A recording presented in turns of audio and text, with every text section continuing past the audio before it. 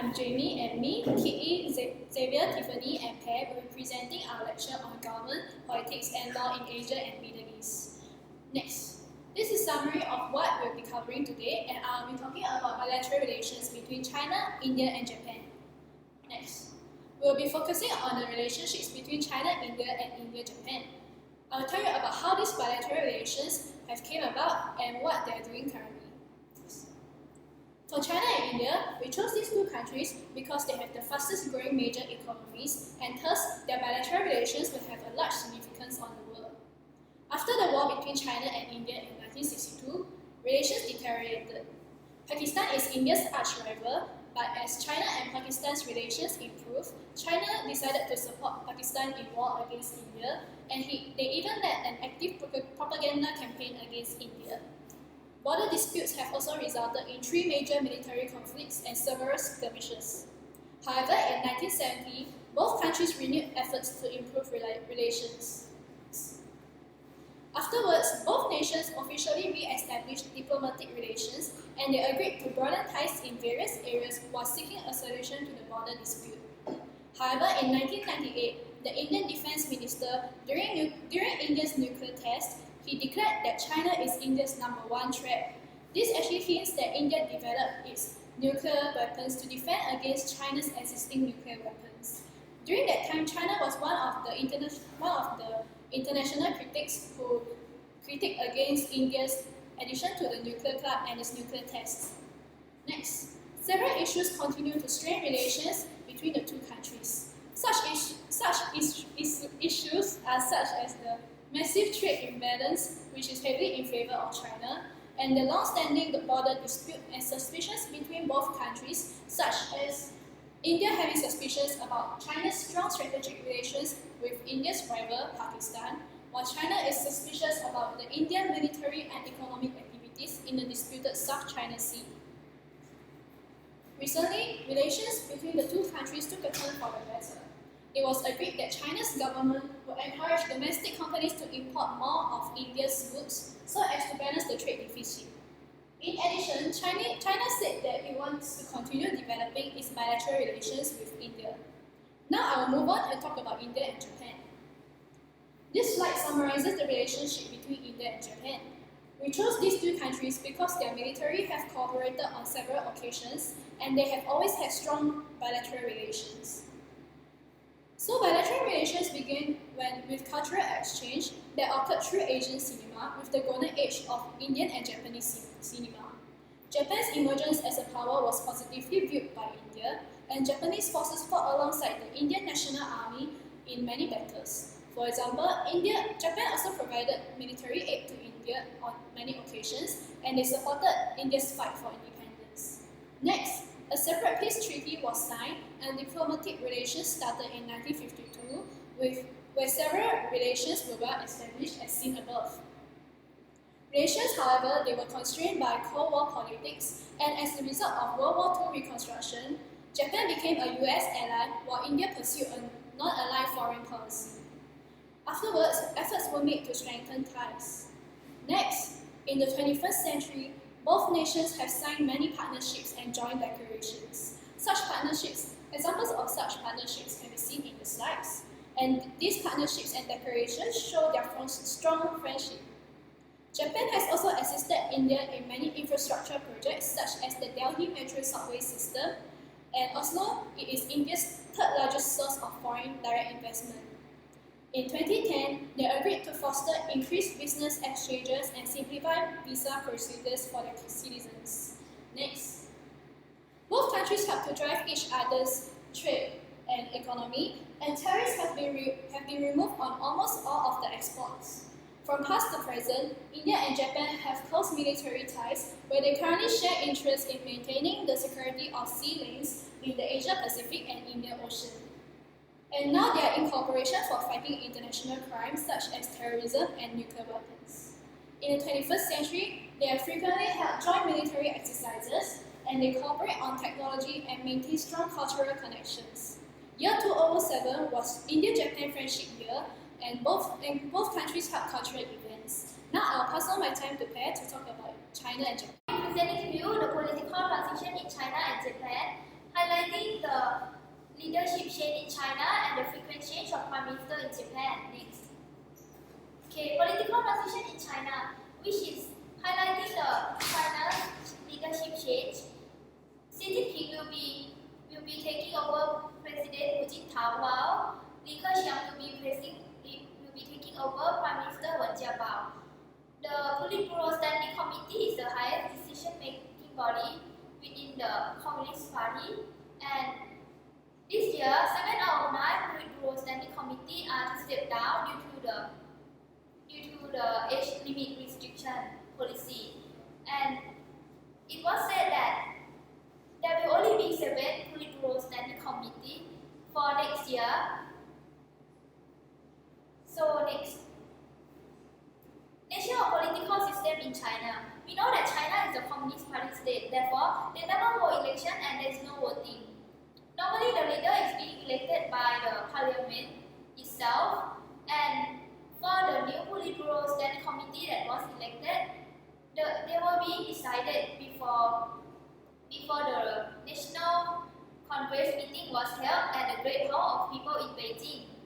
And despite the fact that China is a communist party state, one-party state, but they are actually made up of more than one factions, which is the populist coalition and the elitist coalition.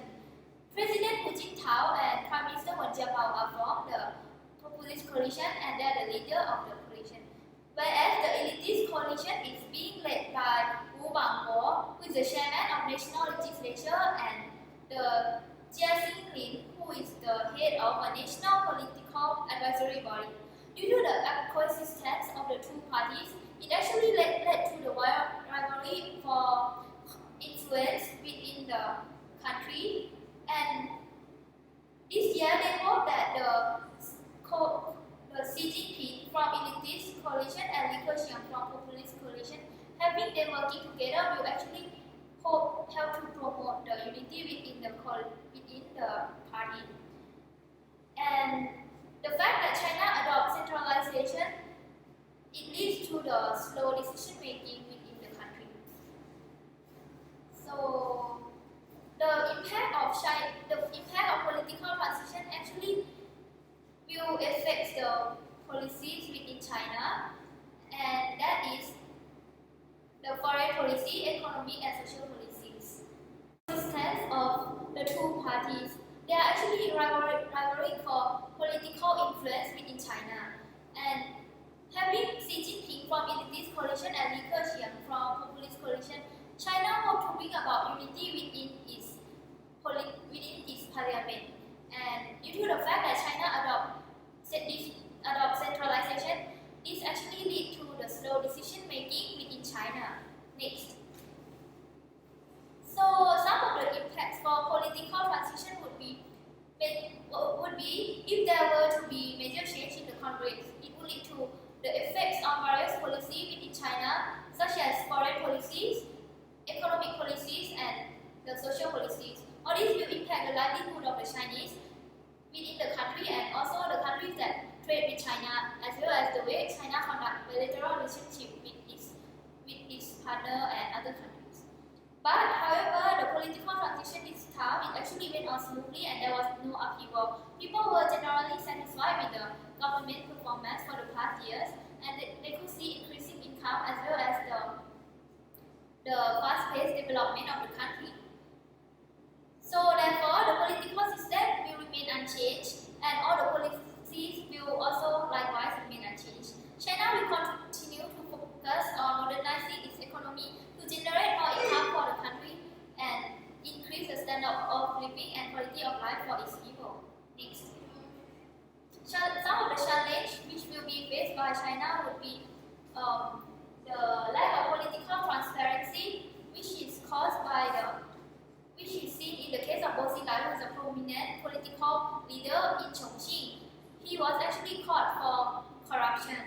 And there's other problem would be the slowing down economy within China and aging population, as well as the reducing workforce due to the one-child policy that China adopted.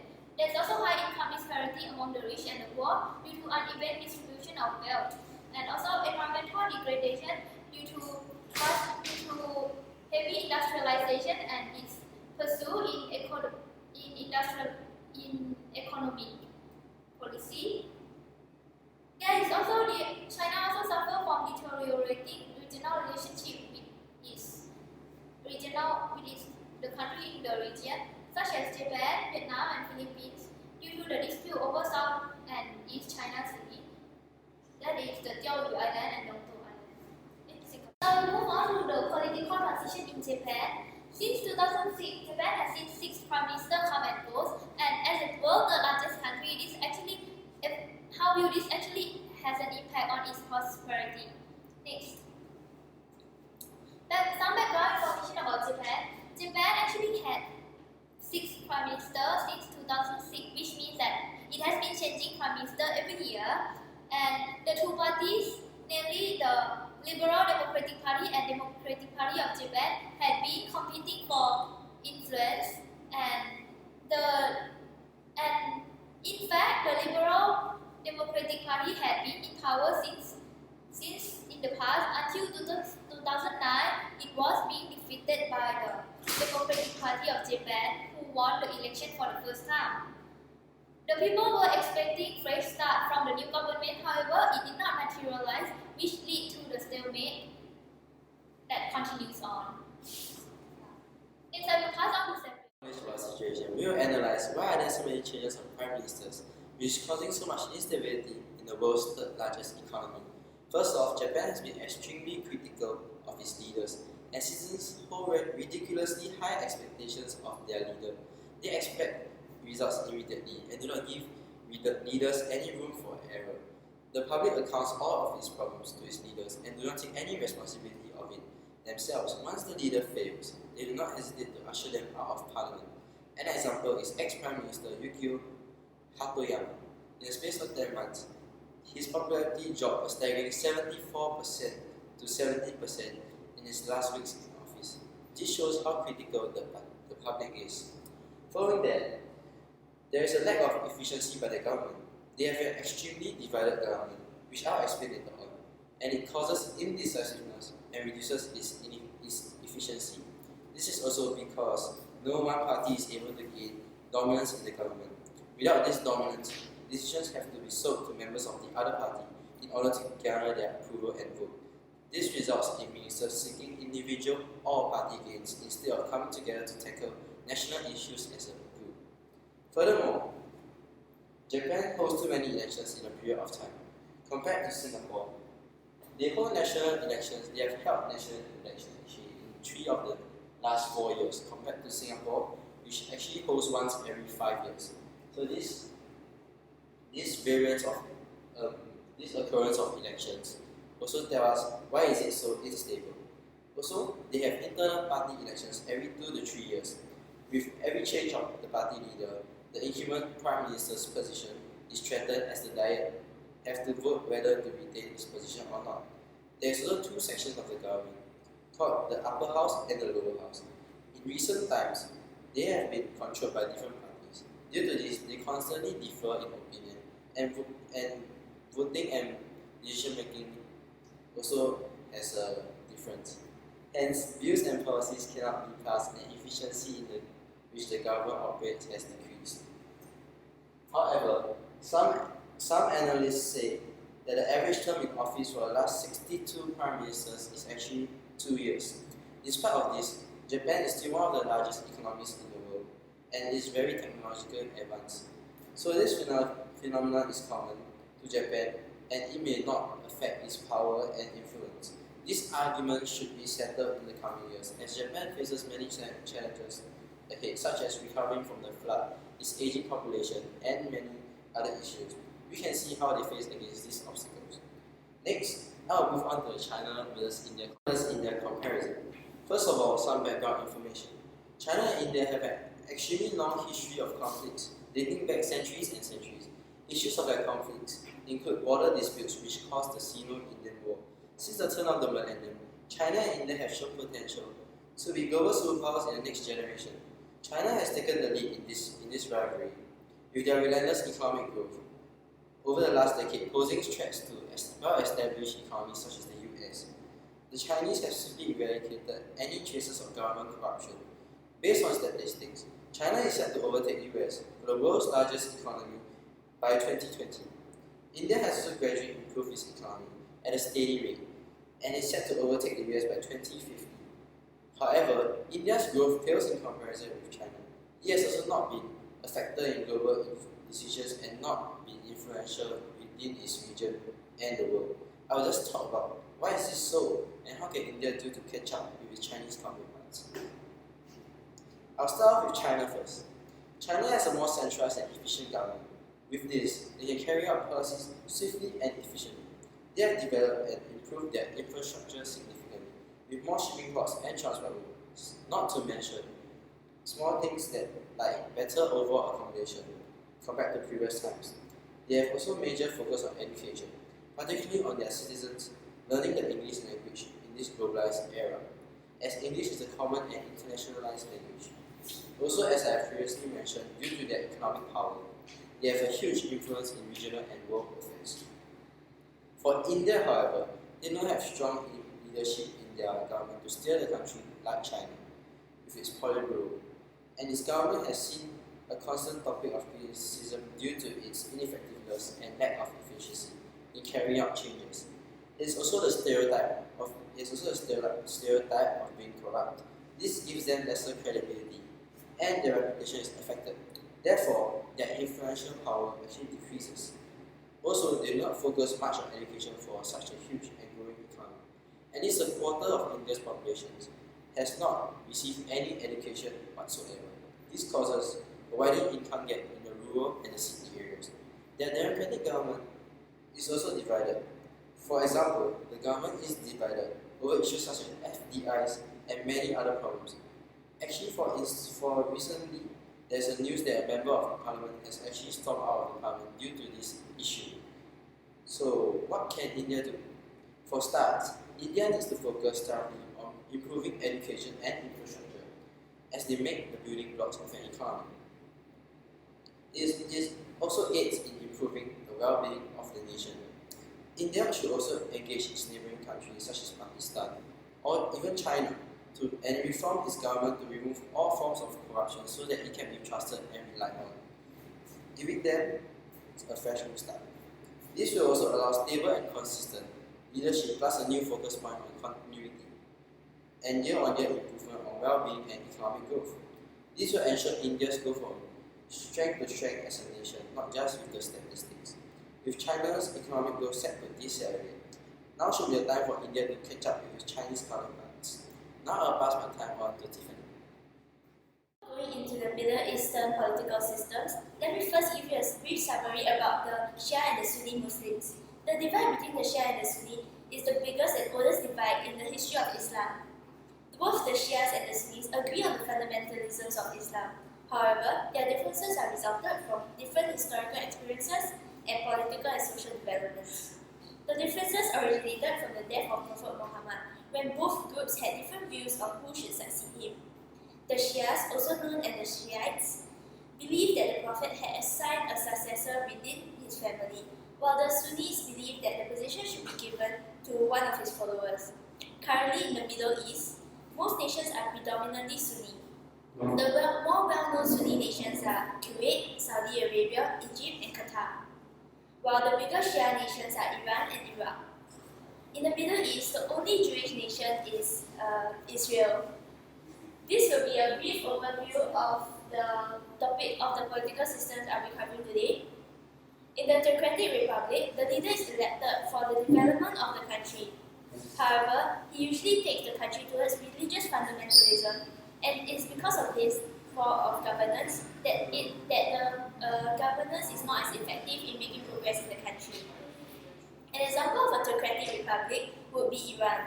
In Iran, the supreme leader is the head of state, implementing policies, and the office of president conducts day-to-day functions of the state. Currently, the supreme leader is Ali Khamenei, and the president is Mahmoud Ahmadinejad. The Majlis acts as Iran's parliament. Two religious bodies, namely the Assembly of Experts and the Council of Guardians, oversee and ensure that secular forces do not intervene in Iranian government. The Assembly of Experts appoints and oversees the supreme leader, while the Council of Guardians can dismiss any candidate seen to be insufficiently Islamic. Next, the parliamentary democracy is a system of representative government, which the dominant party and the legislature determines the prime minister, and the prime minister can be removed by a vote as often as wanted. Israel's political system adopts a parliamentary democracy. The chief of state is Shimon Peres, and Israel's single-body parliament is called the Knesset. It consists of 120 popularly elected members, and the Knesset drafts laws and elects the president and prime minister. The current prime minister is Ehud Olmert. Another country that adopts parliamentary democracy is Iraq. In Iraq, the head of state is the Presidency Council, consisting of President Jalal Talabani and 2 other vice presidents. The council must make unanimous decisions together. Moving on, Kuwait is an example of a constitutional emirate. The Al Sabah family has been ruling Kuwait since 1991. The emirate position is hereditary, and as a result, there are no elections for this position. Kuwait's legislature is represented by the National Assembly, which has the power to dismiss any prime minister. A constitutional emirate differs from an absolute monarchy in such that in an absolute monarchy, the ruling family has the power to control both state and government, but in a constitutional emirate, the head of state has limited political power when it comes to running a country. Saudi Arabia has an absolute monarchy under the Saud family. The current head of state and head of government is King Abdullah. Saudi Arabia has no parliament and no political parties. The Consultative Council consists of 150 members appointed by the king, and they only have advisory functions. Last but not least, Egypt is a presidential republic. With Hosni Mubarak serving as the current president, the president, which is both head of state and head of government, greatly curtails the power of legislature. Egypt has been under emergency law since 1967, but it has expired on 31st May 2012. Religious-based political parties are banned in Egypt. Here is a diagram of a political spectrum ranging from communism on the left to monarchism on the right. So, after going through all the political systems, which do you think is the best? I think that presidential republic is the best form of governance. Comparing all the countries, Egypt's standard of living seems to be the highest. This could be because the Egyptian government is able to both develop the country's infrastructure and the economy at the same time. With a presidential republic, they are not bound by religious rules or practices, and though having strong faith and belief in the religion is good, while running a country, it may be best to head it with a political mindset instead. Now, I'm going to talk about Egypt's political transition over the years. On 29 January 2011, Hosni Mubarak, the president of Egypt, addressed the nation and announced that he has fired the prime minister. Replacing the prime minister would be the Air Force commander Ahmad Shafiq, who was tasked with forming a new cabinet. 5th February 2011, several National Democratic Party leaders, including Gamal Mubarak, resigned from their positions due to the long protests and oppositions they've been facing since 25th January. On 13 February 2011, the Supreme Council of Armed Forces, SCAF, dissolved the parliament and suspended the constitution. There was a planned sit-in at Tahrir Square, calling for the removal of Ahmad Shafiq as the Prime Minister on 25th February 2011. On March 19, 77% of the Egyptians approved the amendments to be made to the constitution. What we can learn from the Egyptian political transformation is that the citizens of Egypt have a large role to play in the political reform within the country. Without the protests and discontent showed by the people, Egypt would not have evolved into the democratic republic it now is. Thus, we can learn that a country, in order to improve and stay competitive, must always be open to change. And struggles in the beginning is inevitable, but the result will be worth it. Bring your attention to Arab Spring. Arab Spring is the pro-democracy uprising sweeping in Middle East as well as North Africa. It was triggered in Tunisia 18th December 2010. The trend then moves on to Egypt as well as other Middle East nations. Next. In the past 2 years, Tunisia, Egypt, Libya, as well as Yemen are affected heavily by the Arab Spring, causing their governments to be overthrown. The pro-democracy movement did not stop there. it actually spread to other nations such as Syria. Syria is currently experiencing severe civil war, as well as major protests occurred in Algeria as well as Iraq. Moving on, the pro-democracy movement was actually started by a young Tunisian, Mohamed Bouazizi. Due to his economic problems, he set himself on fire and found a municipal building in City Ozi. His protest movement was then spread to other cities in Tunisia, and more violent street demonstrations and protests were shown. Despite clashes between the demonstrators and the police, Ben Ali, former president of Tunisia, was overthrown after losing his military powers, and he fled to Saudi Arabia thereafter. To the Syrian civil unrest. The civil unrest in Syria was actually sparked by a large-scale demonstration called the Day of Rage on 15 March 2011. Protests grew in Syria, and by July, there were more than 1 million demonstrators joining the anti-government demonstration, with the biggest number of demonstrations in Hama. Unlike Libya, there are no foreign interventions in Syria's civil unrest. Hence, protesters themselves formed the Free Syrian Army to side the opposition and protect the civilians. Turkey actually showed support for the opposition and placed tough sanctions on Syria to help Syria to achieve democratic coalition.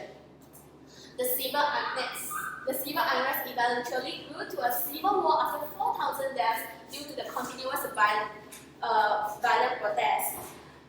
Pressure was actually also placed on Assad, the current president of Syria, to step down by various countries such as China, Russia, and some of the Persian Gulf states. The protest is ongoing until there was a ceasefire on 26 October 2012 for Muslim festival. However, unrest resumed on 6 November 2012. There were bombings in the other cities of Syria, and the political situation of Syria is still unknown and predicted to change greatly by many other nations. So moving on, what are the causes of Arab Spring? Actually, the first economic causes are high inflation rate accompanied with stagnant income. Secondly, is the increasing unemployment and underemployment, which cause more frustration within the citizens. Lastly, is the consumption of citizens outpacing its production. Next, how about political reasons? Political reasons like the practice of autocracy and tyranny of the Middle East leaders prevented liberty, sovereignty, equality, and other democratic rights of the people. They actually penalized any political dissent and actually practiced kleptocracy, which is a form of government corruption. They also violate human rights, which caused Arab citizens to fuel more tension towards the government. The situation of the Middle East is just like what the picture has illustrated. Protesters for their rights are actually overpowering the Middle East leaders. Next. Now I'd like to bring you to the attention of the Israelis and Palestinians. After the World War I Holocaust, the displaced Jews from Germany were actually permitted to resettle in Palestine by the British. In 1947, UN actually proposed a partition plan to split Palestine into Arab and Jews sections. However, the Zionists and Arabs disagreed to the plan, and it caused a civil war in Palestine. The civil war in Palestine caused more than 700,000 Palestinians to be displaced, and they are actually recognized as refugees. UN then put a stop to the war by setting a boundary known as Green Line. In 1967, during the Six-Day War, Israel actually extended its boundary beyond the Green Line into Gaza Strip, West Bank, and East Jerusalem. PLO had Palestinian National Authority established and is under its control. The West Bank and Gaza is currently run by Islamist Hamas government. The tense relationship between Israel and Hamas prolonged as they could not reach an agreement over the claim on Jerusalem. Next. So, Palestine, despite being granted membership in UNESCO on 21st October 2011, it was announced that Palestine is still not in the UN. US also tried to negotiate with Netanyahu to withdraw Israel back to its 1967 borders, but was also rejected. Next. So the current status of Israelis and Palestinians is that there is actually an outbreak of violence on 10th of November 2012 caused by causing 6 deaths and 20 Palestinians injured. The situation actually worsened on 18th November 2012. Now I can conclude that the conflict between Israelis and Palestinians is still not resolved. So this is actually the green line, this part, and this is actually Gaza Strip, and this is West Bank, owned by the Hamas government. With that, I come to the end of my presentation, but please remember to ask questions and